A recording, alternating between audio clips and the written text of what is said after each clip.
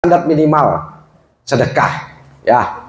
Pada 12 Rabiul Awal itu minimal kalau tidak mampu masukkan kotak infak pun tidak apa-apa. Kita nak sedekah, kita nak berbuat baik pada 12 Rabiul Awal. Karena lahirnya anak manusia itu. Nah, tidak akan masuk surga seseorang kalau tidak ada asbabnya dari Rasulullah itu. Tidak akan diterima semua amalan kita kalau tidak berselawat kepada Rasulullah. Termasuk amalan ibadah haji, umroh dan lain sebagainya, Pak Haji. Ya.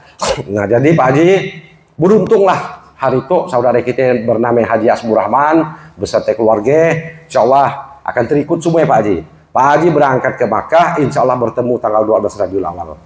Pak Haji persiapkan betul-betul doa terbaik, siapkan betul-betul infak terbaik, siapkan benar-benar tahu apa ibadah kita yang terbaik. Jangan macam-macam lagi. Jangan cerita ABC, ndak ada. Ya, saya maklum lah karena Malaysia kita dah pernah dan sebagainya, itu kelas umroh dan sebagainya. Tapi Pak Haji pastikan 12 Rabiul Awal di sana luar biasa orang. APG Pak Haji bisa masuk di Raudhah, ini luar biasa. Dan tentunya salam dari kami semuanya, mudah-mudahan Allah hijabah Pak Haji akan minimal kita minta sama saudara kita itu kita mati kalaupun dalam Quran husnul khotimah. Karena apa kata Allah tuh? Kata Nabi, barang siapa mati, kalau dah berniat walaupun dia dalam tidur, dia pasti syahid. Kalau mati dalam keadaan husnul khotimah, janjinya cuma sige, lepas dari sakratul maut. Berat Bapak Ibu sakratul maut. Sudah banyak lah selalu digambarkan. Berat bukan main-main tuh. Pakai rentak tuh. Masih zaman semuanya. Saya pikir akhir perjalanan pasti, maksud saya setiap perjalanan pasti ada akhirnya. Akhir daripada kehidupan kita itu kematian. Mati tidak perlu kita takuti, cuman tentu kita punya persiapkan mati dalam keadaan husnul khotimah. Jadi aktivitas terus, semangat terus, losta masta terus, bikin hidup itu lebih hidup. Takbir. Itu yang paling penting ya. Nah, jadi sekali lagi saya ingatkan, insya Allah alhamdulillah kalau itu perjalanan. Saya nak menyinggung masalah umroh. Hakikat daripada orang ibadah umroh tuh Pak Haji, umroh ke sini untuk sebetulnya harus Pak Haji pahamkan bahwa itu merupakan sebuah sarana media kita dalam beribadah kepada Allah yang Allah telah lebihkan rezeki atau karunia yang dah berikan. Tapi dengan catatan hak-hak orang dah Pak Haji selesaikan, baik infak, sedekah, lingkungan sebagainya dah Pak Haji selesaikan. Jadi murni kita media ini, sarana dan media kita untuk meningkatkan ketakwaan kepada Allah Subhanahu Wa Taala. Beruntung Pak Haji, kalau diterima dengan ikhlas dengan apapun, Pak Haji tetap jaminannya surga. Ya, karena itu ada perintah, kata Allah, Nabi mengatakan perjalanan tuh Pak Haji, sebagai hamba Allah tuh dari Abu Hurairah itu ada 3 Pak Haji perjalanan itu. Pertama itu orang peperangan, pergi umroh dan pergi haji. Nah, itu perjalanan ibadah.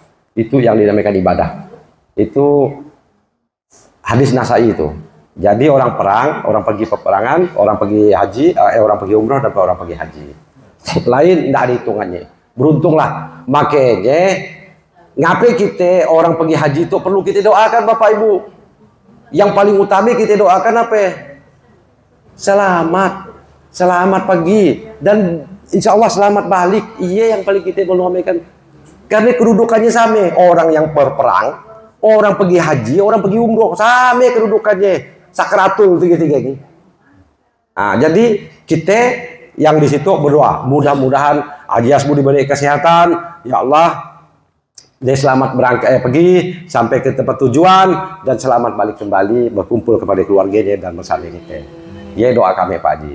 Insyaallah nanti kita sembahyang, kita doakan Pak Haji kita. Alhamdulillahi. Nah, nanti mudah-mudahan Bapak Ibu juga kita pergi itu bukan nak iseng-iseng pergi tidak, tapi memang betul-betul kita manfaatkan sarana ibadah yang Allah sediakan teh. Rugi kalau kita tidak memanfaatkan benar-benar. Sangat rugi apalagi yang Allah beri kelebihan dan kemampuan. itu yang poin yang paling penting. Dan saya nambah kita. Jadi sekiranya tapi selamat, kita udah jelaskan nih. Hari itu, tadi informasi pun saya sampaikan.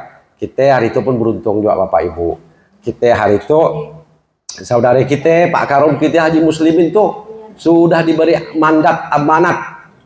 Allah melalui asbabnya pemerintah kota menunjuk beliau sebagai ketua LPTQ Kota Singkawang. Nah, jadi saya pikir luar biasa LPTQ cocok Pak Musteh. Saya senang begitu dengar aja dah senang gitu kan. Mudah-mudahan dia bisa ngayuh perahu itu. Karena selama perjalanan Kota Singkawang saya melihat LPTQ Kota Singkawang selalu merosot jauh, tidak ada. Selalu bicara tentang anggaran. Pak Mus, saya pernah membela tapi tidak setahu signifikan. Jangan dibandingkan dengan Sambas. Sambas benar, besar, tapi wilayah dan penduduknya cukup banyak. 19 kecamatan, ya. 19 kecamatan tuh Sambas. Letaknya penduduknya 600.000. Kalau dia dibantu sekitar 1,2 M, sah-sah saja. Singkawang setahu saya pernah dibantu 490 miliar, 400 juta. Jadi kalau saya pikir Singkawang hanya 5 kecamatan. Jumlah penduduk pun kalau kita melihat hasil pemilu semari di suara sah itu cuma 119.000. Artinya di angka 150.000. Potong Cine masih ada sekitar 60-70.000. Jadi saya pikir mudah-mudahan dengan kepiawaian ketua kita, kepiawaian kematangan Pak Haji Muslimin yang telah berorganisasi mimpin ya pemerintahan sebagainya, mudah-mudahan itu menjadi modal Pak Haji. Nah, bagaimana mengatur anggaran, jangan lagi di daerah-daerah tuh terlalu ceritanya tidak ada cerita lain gitu Pak Haji. Memang ini tantangan. Saya siap bantu Pak Haji sebenarnya karena trik-trik di dalam pun saya banyak tahu ya. Nah, jadi mudah-mudahan target kita Bapak Ibu sampai-sampai kita juga mendukung, bukan hanya kita mencari juara di MTQ atau LPTQ, tidak, tapi bagaimana seorang Haji Muslimin yang dah katakanlah ke Makkah Al-Mukarramah sinun, ia bisa bagaimana punya misi besar seperti ulama-ulama yang lain membumikan Al-Quran. Macam mana salah satu program LPTQ mampu membumikan Al-Quran. Saya deh Pak Haji jangan bicara tentang kualitas daripada kejuaraan, tapi Pak Haji bicara tentang kuantitas banyaknya orang yang bisa mencintai Al-Quran. Nah ini harus ada strategi. Ya mungkin saya punya trik-trik tertentu dalam arti kata bagaimana kita setiap kecamatan itu harus ada yang namanya event. Apapun kegiatan, apapun bentuk aktivitas, kalau tidak ada event, tidak semangat, tidak akan punya prestasi, impossible itu. Kami kita beribadah 5 hari, 5 waktu. Kalau tidak ada momen hari besar, tidak ada motivasi di antara kita. Ya kan? Karena Allah sudah tahu dengan makhluk seperti kita diberi hari Jumat, disuruh khotbah. Tiap Jumat khotib naik mimbar. Ittaqullah haqqa tuqatih wa la tamutunna illa wa antum muslimun. Kata khotbah ya. Tidak sah Jumat kalau tidak nyebut katanya. Bertakwalah kalian dengan sebenar-benar takwa. Jangan kita mati dalam keadaan bukan Islam. Ya. Gampang nyebutkannya selesai, tapi maknanya bayangkan banyak orang Islam mati, kita yang paling sibuk padahal dia mati tidak Islam.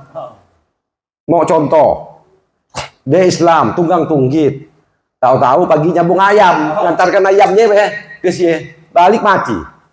Tidak Islam deh Pak, terlepas, ya kan?